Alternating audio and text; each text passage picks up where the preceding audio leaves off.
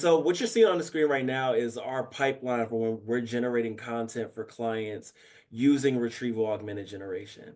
So the way it starts is we want to first understand their goals and their target audience. Who are they ultimately trying to reach? How are we trying to get those people to do things?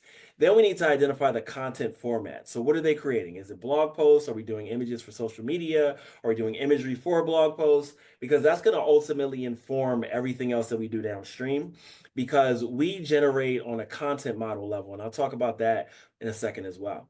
Then you want to identify the right or the ideal large language model because for your use case, you may not need ChatGPT. Maybe you use Llama, maybe you use Anthropic's Claude or whatever works for your situation. And so we'll do a lot of testing around what we're trying to do to see who gives the best outputs. And then we move along from there. At that point, we want to understand what are their existing workflows and integration points.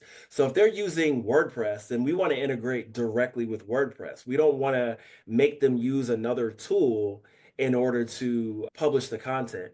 And so let's say, for instance, we're using AirOps in this case, it would be a direct publish to WordPress, like via API or something like that, in order to make the workflow work for them.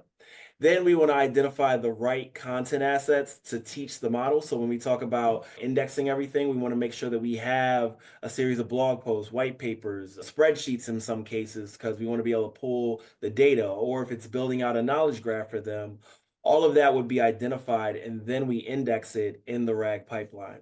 And then from there, we want to generate a series of prompts. So the prompts that we generate, like I said, is on the content model level. So it's not just one big prompt to generate a full blog post. It's a series of prompts that stack on top of each other to generate all the aspects of the blog post. And then after we got all the prompts figured out, we run them against the index to make sure we're generating the content that we expect. And then there's a stage after that, which is maintenance, because especially if you're using a publicly available large language model, there's a concept called prompt drift, where as they update the model, your prompt doesn't act the way that it did before. And so you just want to make sure you're on top of that so that you continue to get the outputs that you expect.